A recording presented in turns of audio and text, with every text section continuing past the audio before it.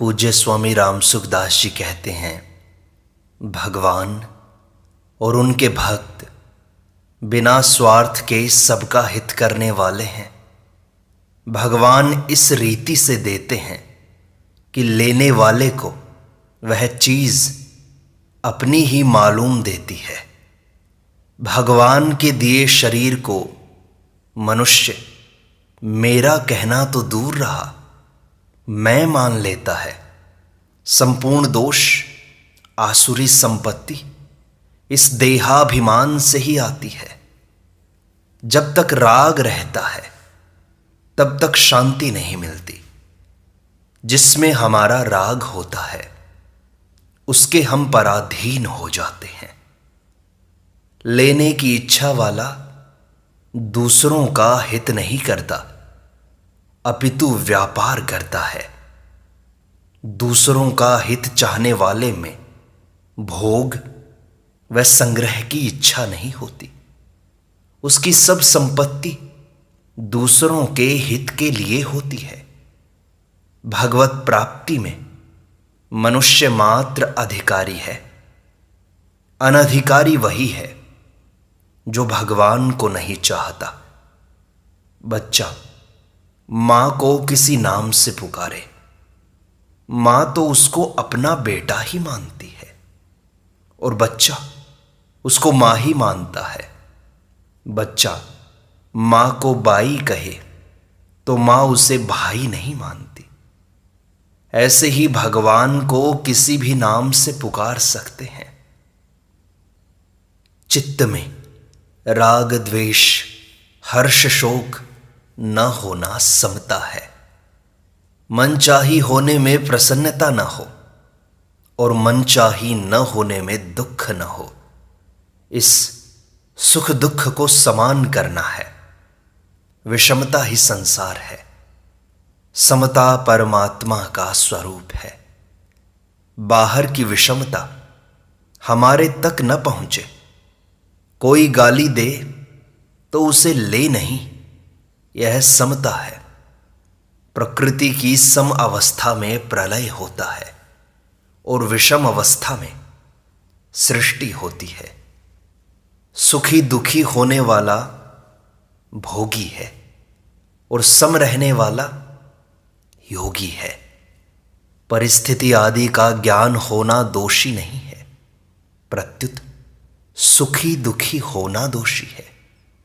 भोगी सदा सुखी नहीं रहता, पर समता वाला योगी सदा सुखी रहता है। संसार को ठीक करना हाथ की बात नहीं है, पर अपने को ठीक कर लो, यह हाथ की बात है। भगवान दूर नहीं है, वे मैं हूं से भी नजदीक हैं। मैं प्रकृति का अंश है। मैं को पकड़ने से हम थोड़े से दूर हैं। मैं को छोड़ दें तो भगवान के नजदीक हो जाएंगे। संसार के संबंध से कोई सुखी नहीं हो सकता। निर्मम निरअहंकार होने से ही शांति मिलेगी। चाहे किसी मार्ग से चलो, कोई भी साधन करो, अहमता ममता छोड़नी ही पड़ेगी। खेती में जैसा बीज बोएंगे वैसी ही खेती होगी। ऐसे ही जैसी चीज दान में देंगे वैसा ही मिलेगा। इसलिए दान करना हो तो बढ़िया चीज दें। कर्मयोग में दूसरे की सेवा के लिए बढ़िया चीज का त्याग होता है।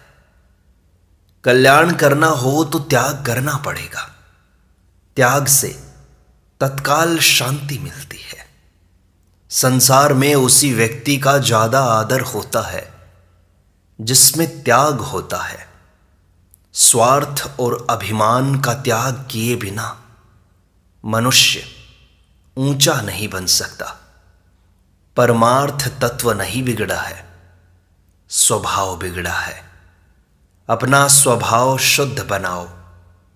बिगड़े स्वभाव वाला किसी को भी नहीं सुहाता, मां को भी नहीं। परमात्मा प्राप्ति को गीता ने बड़ा सुगम बताया है। खास बाधा यह है कि हम उसे चाहते नहीं हैं। हम केवल परमात्मा प्राप्ति प्राप्त करने की इच्छा ही नहीं करते हैं। भविष्य संसार के लिए होता है, भगवान के लिए नहीं। कहीं जाने से, कुछ करने से परमात्मा प्राप्ति नहीं होती। परमात्मा तो नित्य प्राप्त हैं। परंतु हम परमात्मा की आवश्यकता नहीं मानते। सिद्ध्य सिद्ध्यो समो भूत्वा, संसार में लगाना है, पर लगा दिया परमात्मा में। परमात्मा प्राप्ति में असिद्धि है ही नहीं, उसके लिए लगन चाहिए। परमात्मा प्राप्ति पर हमारा जन्म सिद्ध अधिकार है। अभी बड़ा भयंकर कलयुग आ रहा है। भगवान नाम का जप और कीर्तन कलयुग से रक्षा करने वाले हैं। जप और कीर्तन की बड़ी महिमा है। दिन भर नाम जप करते रहें, भगवत चर्चा करते रहें, भगवत चरणों के शरण हो जाएं, बार बार प्रार्थना करते रहें कि हे नाथ, मैं आपको भूलूं नहीं। कोई आफत आ जाए तो 10-15 मिनट बैठकर नाम जप करो और प्रार्थना करो तो रक्षा हो जाएगी। सच्चे हृदय से की गई प्रार्थना तत्काल लाभ देती है। जो भी चाहिए बस भगवान को पुकारो। अपने अनुभव का आदर करें तो कल्याण हो जाएगा। शरीर बदल रहा है, यह अपना अनुभव है। शरीर जी नहीं रहा है, अपितु मर रहा है। जितने दिन जी गए उतने दिन वास्तव में मर गए। उतने दिन उम्र कम हो गई है, बढ़ी नहीं है। जब जन्मे थे तब तो मृत्यु दूर थी, अब मृत्यु प्रतिक्षण नजदीक आ रही है। जिसको कोई भी नहीं चाहता, उस मृत्यु की तरफ हम निरंतर जा रहे हैं। पर इच्छा यह करते हैं कि हम जीते रहें। जैसे पशुओं के विनाश को मांस उत्पादन कहते हैं, ऐसे ही हम मर रहे हैं, इसको जीना कहते हैं। हम जी रहे हैं, यह असत का संग है। जो सच्ची बात है उसको मानना सत्संग है। बुरे स्वभाव वाला मनुष्य जिस योनि में जाएगा वहीं दुख पाएगा। मरने पर स्वभाव साथ में जाता है। मानव शरीर अत्यंत दुर्लभ है, परंतु जो चीज मिल जाती है उसका महत्व हमें समझ में नहीं आता। मिली हुई चीज का आदर नहीं करते, बाद में रोते रहते हैं। पहले से ही चेत कर लें तो कितना लाभ हो जाएगा। रुपए तो पैदा हो सकते हैं, पर समय पैदा नहीं होता। यह तो खर्च ही होता है। भयंकर कलयुग से बचने का उपाय है नाम जप। राम नाम नरकेसरी, कनक कसिपु कलिकाल। कलयुग से अपनी रक्षा करें, रात दिन नाम जप में लग जाओ। भगवान नाम के सिवाय कलयुग से कोई रक्षा करने वाला नहीं है। बिगाड़ करना ही हो तो कम से कम उतना बिगाड़ करो जिसका बाद में सुधार हो सके। प्रत्येक को अपनी निंदा बुरी लगती है, प्रशंसा अच्छी। विचार करें, निंदा करने वाला दूसरा है, उस पर हमारा वश चलता नहीं, उसे हम रोक सकते नहीं हैं। उससे द्वेष करने में, उसको बुरा समझने में हमारा लाभ नहीं है। निंदा करने वाला हमारे पापों का नाश करता है। जो किसी को दुख नहीं देता, उसके द्वारा दूसरों की सेवा शुरू हो गई। जो किसी को दुख नहीं देता, उसको देखने से पुण्य होता है। गोस्वामी तुलसीदास जी लिखते हैं, तन कर मन कर वचन कर, देत न काहू दुख, तुलसी पातक हरत है, देखत उनको मुख। अन्न, जल और वस्त्र देने में सुपात्र कुपात्र का विचार करोगे तो खुद कुपात्र बन जाओगे। पापी को उतना अन्न दो जिससे वह जी जाए। धन, कन्या आदि देने में सुपात्र देखना चाहिए। भगवान से उत्पन्न होने के कारण संपूर्ण संसार भगवत स्वरूप है।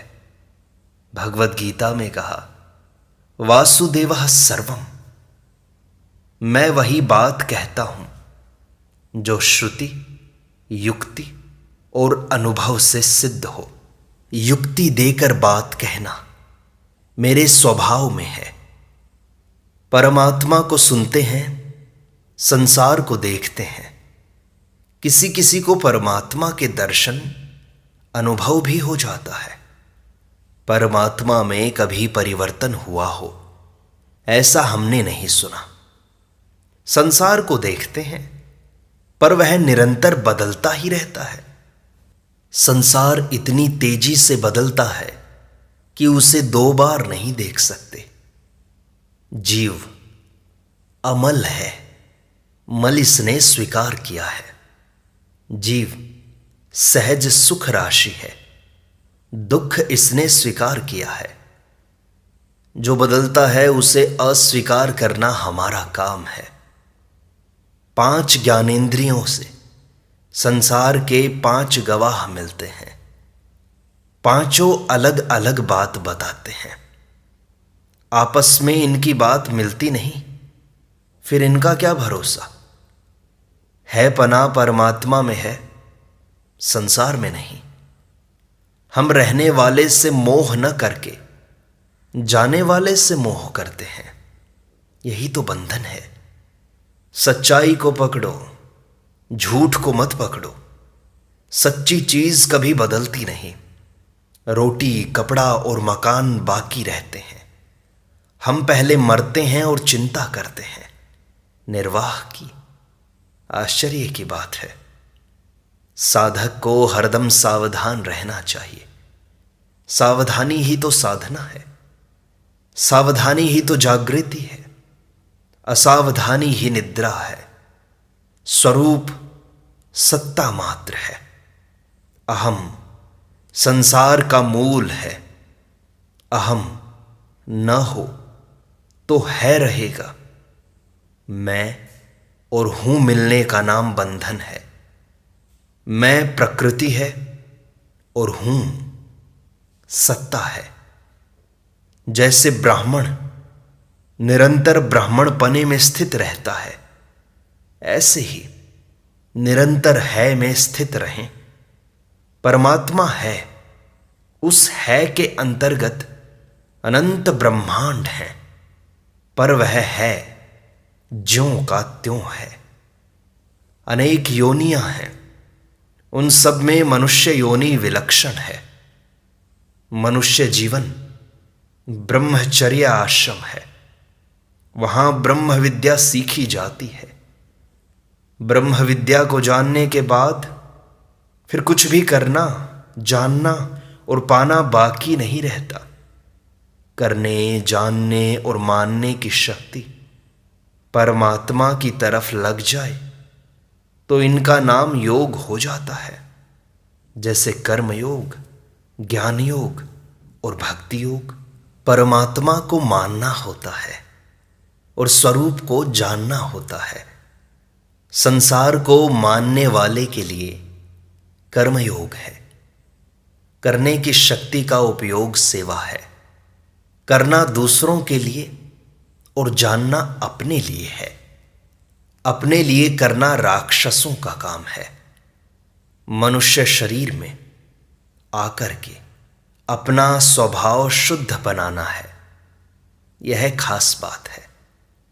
स्वभाव शुद्ध होते ही तत्व ज्ञान हो जाएगा। अंतःकरण की शुद्धि की पहचान है नाशवान में आकर्षण नहीं रहे। जब तक संसार से अलग नहीं होंगे तब तक संसार का ज्ञान नहीं होगा, संसार के दोष नहीं दिखेंगे। भगवान ने केवल कल्याण के लिए मनुष्य शरीर दिया है। इसकी प्राप्ति के लिए तत्परता से लग जाना चाहिए। संसार का काम तो चलता रहेगा, रुकेगा नहीं। विशेष चेत करना चाहिए। परमात्मा प्राप्ति वर्तमान का विषय है, इसमें समय का व्यवधान नहीं है। जैसे अन्न, जल, औषध खुद को ही लेना पड़ता है, ऐसे ही कल्याण भी खुद को करना है। भगवत प्राप्ति की लगन लग जाए बस। नारायण हरि लगन में यह पांचों न सुहात। विषय भोग निद्रा हंसी, जगत प्रीति बहुबात। भगवान संसार के दुख की परवाह नहीं करते, पर अपने कल्याण का दुख नहीं सह सकते। साधन में लगने से दोष स्वतः कम होते हैं। दोष कम नहीं हुए तो अभी साधन में लगा ही नहीं। हम यहां सत्संग कहने सुनने के लिए इकट्ठे हुए हैं, स्थायी रहने के लिए नहीं।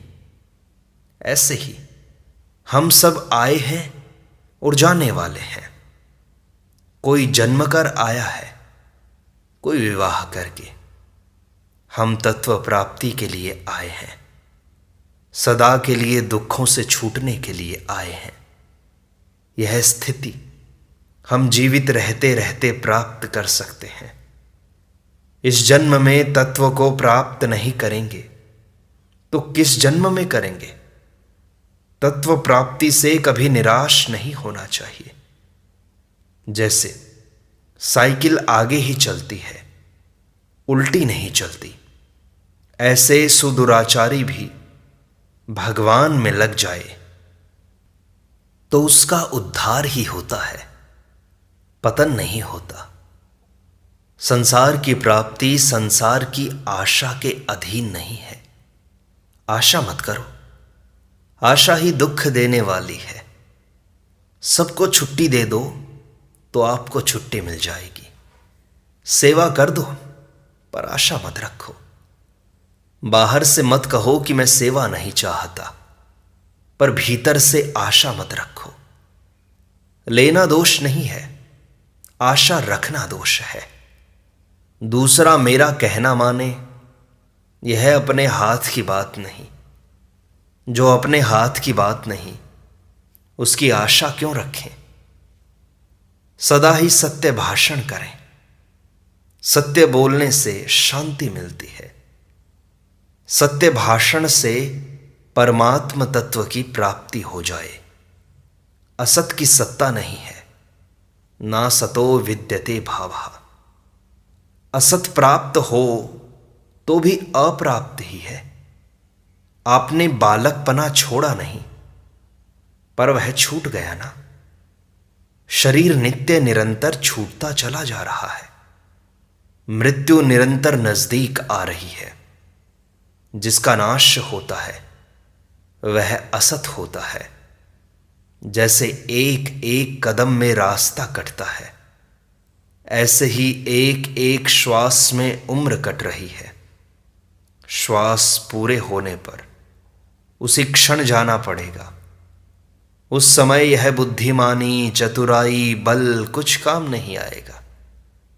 जाने वाला विभाग अलग है, रहने वाला विभाग अलग है। जो जा रहा है उसका नाम असत्य है, और जो रह रहा है उसका नाम सत्य है। सत्य भाषण से सत्य की प्राप्ति होती है। धन मेरा है, यह भेदभाव का संबंध है। मैं धनी हूं, यह अभेदभाव का संबंध है। जिससे संबंध नहीं है वही छूटता है। जो अलग नहीं होता वह नहीं छूटता। मैं हूं से हमने अभेद भाव का संबंध माना है। मैं हूं से अलग है, यह मार्मिक बात है। मैं प्रकृति का अंश है और हूं परमात्मा का।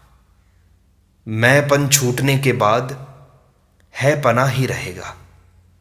मैं से अपने को अलग अनुभव करना तत्व ज्ञान है। मैं से अपने को एक अनुभव करना अज्ञान है। सत्य की प्राप्ति के लिए सत्य भाषण की बड़ी आवश्यकता है।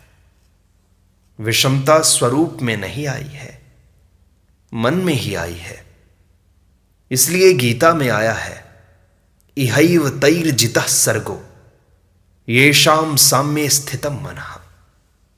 जिनका अंतःकरण समता में स्थित है, उन्होंने इस जीवित अवस्था में ही संपूर्ण संसार को जीत लिया है। संसार की निवृत्ति स्वतः सिद्ध है, परमात्मा की प्राप्ति स्वतः सिद्ध है। हम सबके भाव और अभाव को जानते हैं, पर अभाव को नहीं जानते।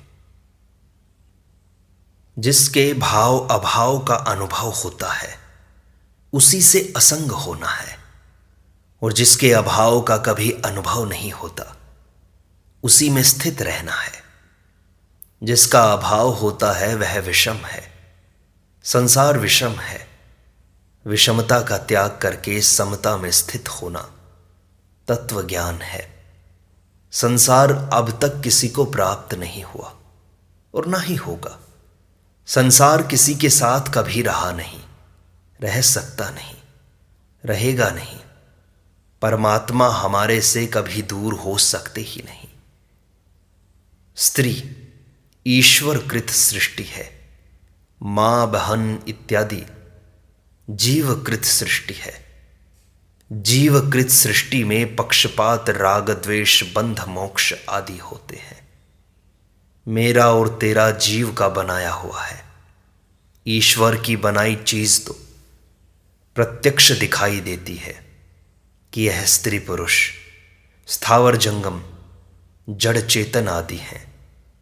सबसे संबंध न तोड़ें, न जोड़ें, प्रत्युत हाथ जोड़ें, यह साधन है। अपनी बनाई हुई सृष्टि का त्याग कर दोगे तो मुक्त हो जाओगे।